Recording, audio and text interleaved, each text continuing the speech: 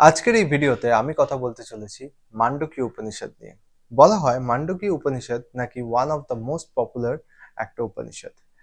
মান্ডুক্য উপনিষদ কেন এত পপুলার হচ্ছে? হয়তো আজকের দিনে এই মান্ডুক্য উপনিষদের জিনিসগুলো আমরা ফলো করলে আমাদের লাইফ আরো অনেক বেটার হতে পারে। তো এই মান্ডুক্য উপনিষদে বেসিক্যালি আমাদের মাইন্ডকে চারটে ভাগে ভাগ করেছে।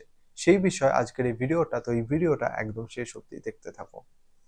সবার আগে আমাদের মাইন্ডকে যেই চারটে ভাগে ভাগ করেছে সেই চারটে ভাগের নাম হলো ফার্স্ট আমাদের জাগৃত, তারপর স্বপ্না, তারপর সুষুপ্তি, আর লাস্ট হচ্ছে তুরিয়া। এবার বোঝা যাক যে জাগৃত কি। জাগৃত বলতে বলা হচ্ছে যখন আমরা জেগে আছি, যখন আমরা ফুললি কনসিয়াস, যখন আমি দিনের যে কোনো কাজ করছি, সেই কাজটা, যেমন আমি অফিস যাচ্ছি, আমি খাচ্ছি, আমি পড়াশোনা করছি বা আমি কোনো ভিডিও বানাচ্ছি, সেই সব কিছুই কিন্তু আমরা জাগৃত স্টেটে করছি। এই জাগৃত স্টেটে আমরা যাবতীয় কাজ করছি সেটা কি আমরা পুরোপুরি প্রেজেন্টে থেকে করছি? কথাটা ঠিক এখানেই। আজকে তুমি ধরো কোনো কাজ করছো পার্টিকুলারলি, সেই কাজটার টাইমে হয়তো তোমার মাইন্ড আইদার পাস্টে রয়েছে বা ফিউচারে রয়েছে। বা দেখা যাচ্ছে যে আমরা হয়তো খেতে খেতে ফোন ঘাঁটছি, বা আমরা কোনো পার্টিকুলার অন্য কোনো কাজ করতে করতে আরো একটা কাজের ওপর আমাদের মনোযোগ রয়েছে।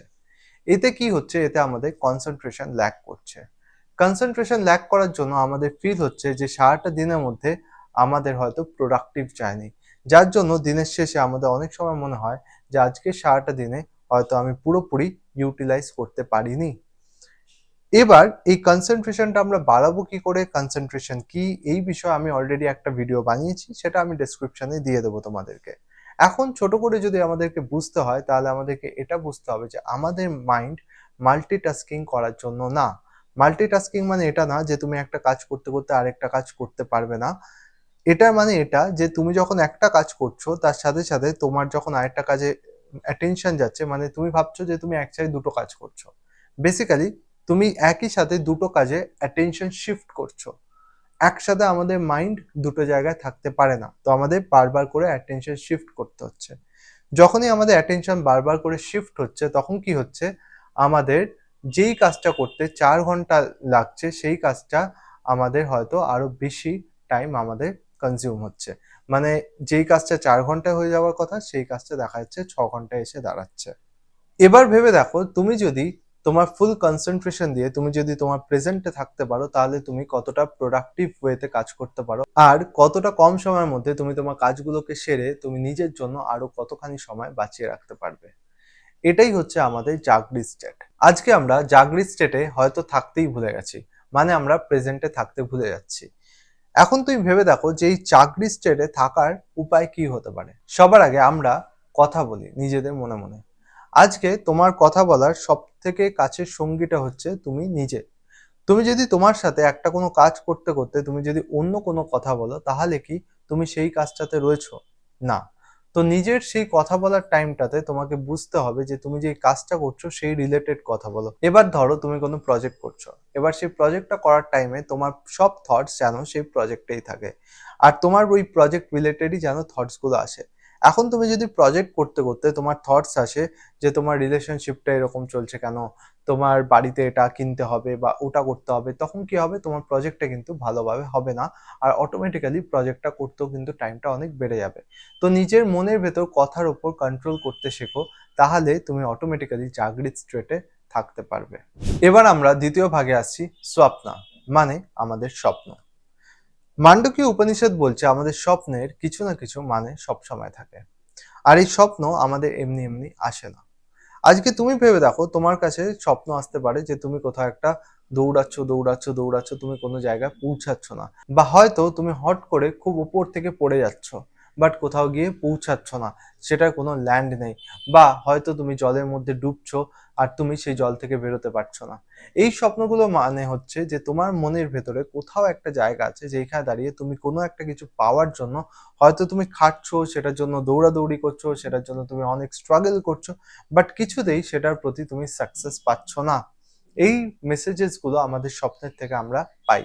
বা ধরো তোমার মাইন্ডে একটা কোয়েশ্চেন চলছে অনেক দিন ধরে, সেই কোয়েশ্চেনটার অ্যান্সার তুমি কিছুতেই পাচ্ছ না। এখন হঠাৎ করে দেখা গেল যে তোমার স্বপ্নে তুমি এমন একটা কিছু দেখলে যেটা তোমার ঠিক সেই কোয়েশ্চেনের উত্তর। এবার এই স্বপ্নগুলো বেসিক্যালি আসছে কি করে? এই স্বপ্নগুলো আসছে হচ্ছে গিয়ে আমাদের আনকনসিয়াস মাইন্ড থেকে। আমাদের যে কনসিয়াস মাইন্ড আছে সে কিন্তু স্বপ্ন আনে না।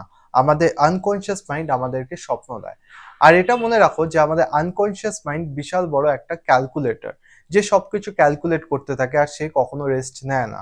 আজকে আনকনসিয়াস মাইন্ডই হচ্ছে রিজন যে তোমার হার্টবিটটাকে চালাচ্ছে, যে তোমার ডাইজেস্টিভ সিস্টেমটাকে চালাচ্ছে, যে তোমার নিঃশ্বাসটাকে চালিয়ে রাখছে। আজকে এই আনকনসিয়াস মাইন্ডই কিন্তু তোমার স্বপ্নটা আনছে, আর সেই কিছু ক্যালকুলেশনস করেই আনছে।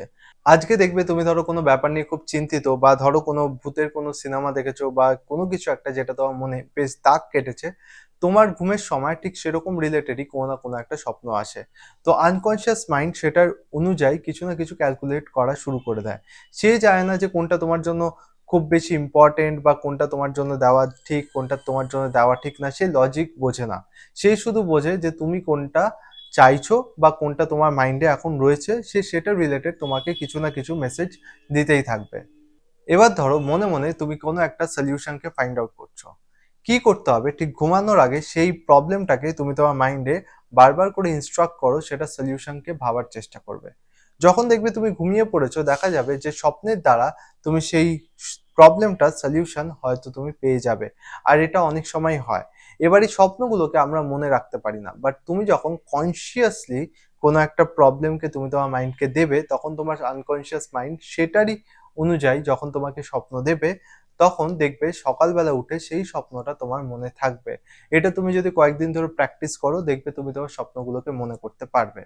আবার তুমি যদি কোনো হোমিওপ্যাথি ডক্টরের কাছে যাও, বা আগেকার দিনের যে ডক্টরসরা থাকতো, তারা জিজ্ঞেস করতো আপনি কি ধরনের স্বপ্ন দেখেন, তারা স্বপ্ন শুনে বুঝতে পারতো যে এক্স্যাক্টলি তোমার প্রবলেমটা কি। আজকে ভেবে দেখো, আমরা যখন জাগৃত অবস্থায় আছি তখন আমরা বুঝতে পারি না আমাদের ভেতর ভেতর কোনো প্রবলেম আছে কিনা, আমাদের কোনো পেটে ইনফেকশন আছে কিনা বা কোনো কিছু, সেটা আমরা হুট করে বুঝতে পারি না যতক্ষণ না সেটা মেজর অ্যাসপেক্টসে আমরা ভিজিবলি দেখতে পাচ্ছি না।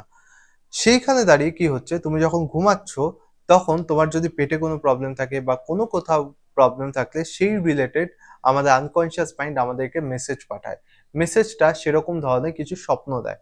এই স্বপ্নগুলো যখন তুমি কোনো পার্টিকুলার গুরুর কাছে যাচ্ছ বা কোনো ডক্টরের কাছে যাচ্ছ, পুরনো যারা হোমিওপ্যাথি ডক্টর, তারা কি করে সেই স্বপ্নগুলোকে শুনে আইডেন্টিফাই করতে পারতো যে অ্যাকচুয়ালি তোমার ভেতরে কোন রোগটা সৃষ্টি হচ্ছে। তো এই হচ্ছে আমাদের স্বপ্ন, যেটার প্রতি তোমার সচেতন থাকাটা অবশ্যই দরকার।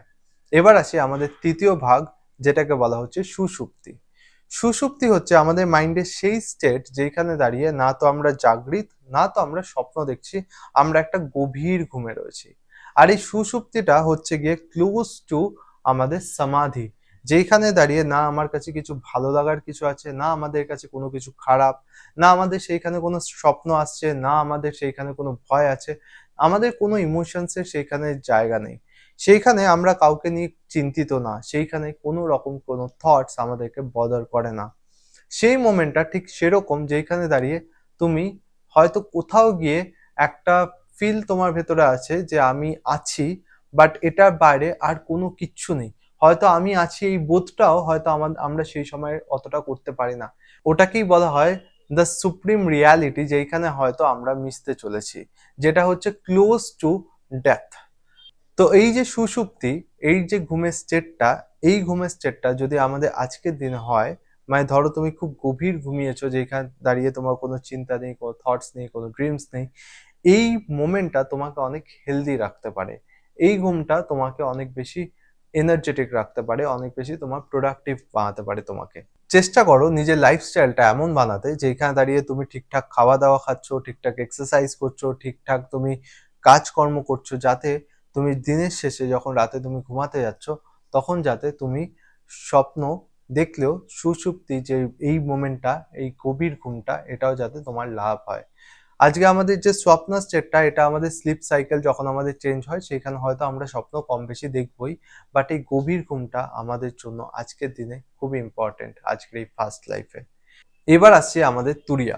তুরিয়া কি? তুরিয়া হচ্ছে আমাদের এমন একটা স্টেট অফ মাইন্ড যেখানে দাঁড়িয়ে আমরা নিজেদেরকে ফাইন্ড আউট করতে পারি, নিজেদেরকে কোয়েশ্চেন করতে পারি, সেইখানে দাঁড়িয়ে আমরা ওয়াননেসকে ফিল করতে পারি, নিজেদেরকে নিয়ে আমরা এক্সপেরিমেন্ট করতে পারি, যেটাকে আমরা ধ্যানও বলতে পারি। তুরিয়া লেভেলটাকে অ্যাচিভ করার জন্য তোমার সবার আগে দরকার মেডিটেশন করা। মেডিটেশন কি করে করবে, কি উপায় আছে মেডিটেশন করার, সেটা নিয়ে আমি অলরেডি একটা প্লেলিস্ট বানিয়ে রেখেছি। তো তুমি যখন মেডিটেশন করবে, তুমি যখন সেলফ এনকোয়ারি করবে, তুমি যখন নিজের ইমোশনস এর উপর যখন তুমি কন্ট্রোল আনবে, তারপর আস্তে আস্তে যেমন তুমি মেডিটেশনের লেভেল বাড়াতে থাকবে, দেখবে তুমি অ্যাকচুয়ালি যে সুপ্রিম ট্রুথ, যে রিয়ালিটি, সেটার সাথে তোমার ওয়াননেস ফিল হবে। মনে হবে এই পুরো জগৎটা আর তুমি যেন এক হয়ে গেছো। সেইটাই হচ্ছে হায়ার এন্ড অফ মেডিটেশন। তো এইটা যখন তুমি অ্যাচিভ করে নিচ্ছ, তখন তুমি তুরিয়া লেভেলটাকে অ্যাচিভ করে নিচ্ছ। আর এটা তোমার মেন্টাল হেলথ অনেক বেটার রাখবে, তোমার মধ্যে অনেক ইনসাইটস ক্রিয়েট করবে, তোমার ইনটুইশনস বেটার হবে, আর তুমি অনেক বেটার ক্যালকুলেটিভ হয়ে যাবে। তো এই চারটে আমাদের মাইন্ডের স্টেট, জাগৃত, স্বপ্না, সুষুপ্তি আর তুরিয়া, এইগুলোকে তুমি যদি নিজের আয়ত্তে আনতে পারো, তাহলে তোমার লাইফ হতে পারে অনেক বেটার। তো আশা করি মান্ডকীয় উপনিষদের বলা এই কথাগুলো আমরা আমাদের জীবনে ফলো করব। আর ভিডিওটা ভালো লেগে থাকলে অবশ্যই একটা লাইক করে দিও আর কমেন্ট সেকশনে জানিও এরপর তোমরা কোন উপনিষদের ব্যাপারে জানতে চাও।